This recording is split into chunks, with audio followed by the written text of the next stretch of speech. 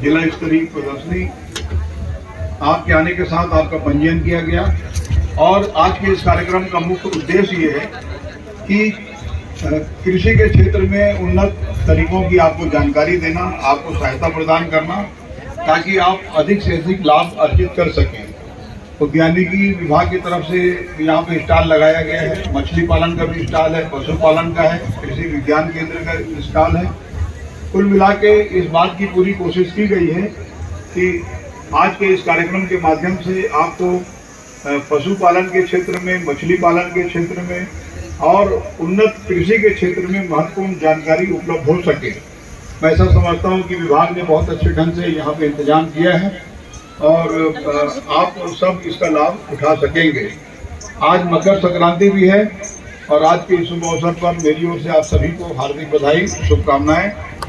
आज के दिन सूर्य उत्तरायण होता है और पृथ्वी में पूरे मौसम में परिवर्तन की आज से शुरुआत होती है और मैं ऐसा समझता हूँ कि आज अच्छे दिन में इस प्रकार का जो कार्यक्रम आयोजित हुआ है, निश्चित रूप से इसका लाभ आप सभी को मिल सकेगा। जहाँ तक कि विधायिका जी ने जो अभी बहुत सारी योजनाओं के बारे में जानकारी दी, विशेष तौर पर उन्होंने ये बताने का प्रयास किया कि चुनाव के पहले कांग्रेस पार्टी की तरफ से जो बातें कही गई थी, मैं ऐसा समझता हूं कि अधिकांश बातें उसमें पूरी हुई है और कुछ बाकी है जिसके बारे में लगातार मंथन चल रहा है। कभी भी इस बारे में कोई कल्पना नहीं कर सकता।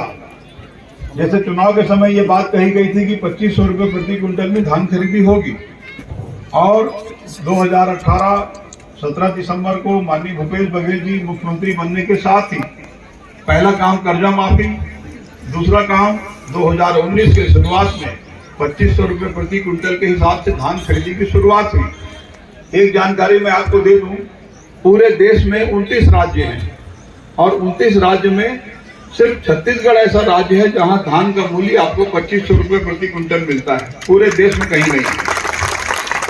अब 2019 में जब धान खरीदी की शुरुआत हुई तो चेक के जरिए आपको 2500 रुपया सीधे दिया गया, लेकिन 2020 में जब धान खरीदी की शुरुआत हम करने जा रहे थे तो भारत सरकार ने कहा कि 2500 रुपया यदि मूल्य किसानों को दिया जाएगा, छत्तीसगढ़ की सरकार देगी, तो हम भारतीय खाद्य निगम में जो आपका धान से जो चावल बनेगा वो हम चावल जमा नहीं लेंगे। अब एक तरफ कांग्रेस पार्टी का वायदा कि हमको 2500 रुपये देना है, दूसरी तरफ भारत सरकार का अड़ंगा कि समर्थन मूल्य से अधिक यदि भुगतान किया जाएगा तो चावल जमा नहीं होगा। अब धान खरीदी के सिस्टम को समझने की जरूरत है। अभी मैं ऐसा समझता हूं कि धान खरीदी का बहुत अच्छे ढंग से सुचारू रूप से धान खरीदी का कार्य चल रहा है। एक आध दो जगह छोटी मोटी कुछ समस्याएं हैं जिसको समय समय पर हम लोग उसको कठिनाई को दूर कर देते हैं, लेकिन पूरे छत्तीसगढ़ में करीब 85 से 90 लाख के लगभग का भी धान खरीदी का आंकड़ा सामने आ रहा है।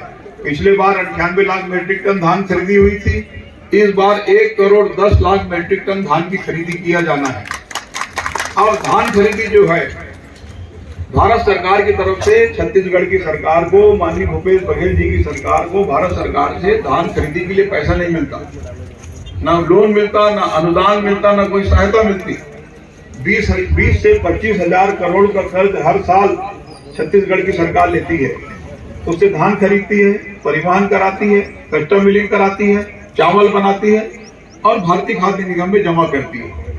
अब जब भारतीय खाद्य निगम में जमा होगा तो खरीदी मूल्य, बारदाने का, परिवहन का, चावल बनाने का, कस्टम मिलिंग, ये पूरा जब हिसाब हम देते हैं तब उतना पैसा हमको भारत सरकार दे देती है। लेकिन उनका कहना है कि यदि 2500 दोगे तो हम चावल जमा नहीं लेंगे। तब माननीय भूपेश बघेल जी के साथ हम 3-4 मंत्री बैठकर हम लोगों ने एक नीति बनाई कि 2500 रुपया कांग्रेस का वायदा है और यदि 2500 नहीं मिलेगा तो लोगों के मन में ये भावना जागृत होगी कि कांग्रेस पार्टी 2500 बोलकर दे नहीं रही है। एक योजना बनाई गई, राजीव गांधी किसान न्याय योजना। अब जब आप धान बेचने जाएंगे तो आपको चेक मिलेगा, तत्काल आपको 3 से 4 दिनों में चेक मिलेगा समर्थन मूल्य का, और 2500 रुपया पूरा करना है तो अंतर की राशि 4 किस्तों में राजीव गांधी किसान न्याय योजना के नाम से आपके खाते में दिया जाता है।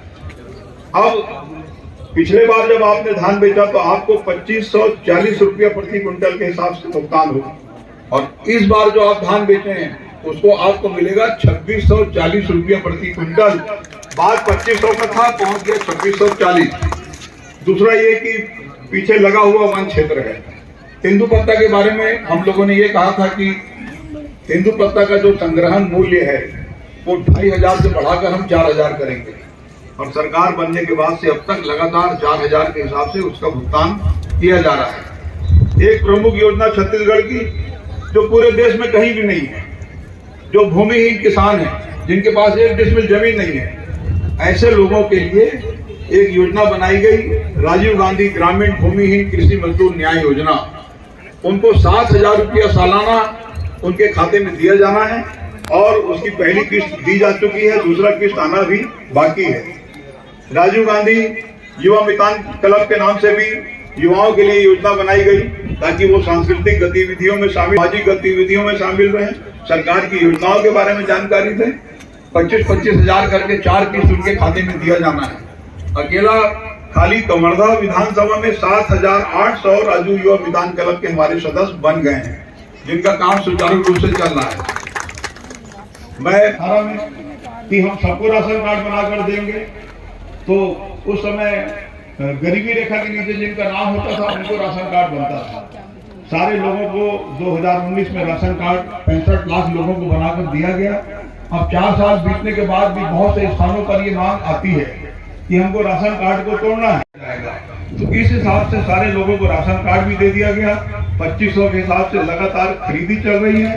राजीव गांधी युवा मितान क्लब के बारे में भी उसका किस्त जारी हो चुका है, और भूमिहीन जो किसान है उनका भी किस्त जारी हो चुका है। कुल मिलाकर आर्थिक रूप से किसानों को संपन्न बना। अब किसान और तो उसके लिए इसमें आयोजित हो, तो पशुपालन के बारे में मछली पालन की जानकारी के लिए और उद्यानिकी में बेहतर जानकारी के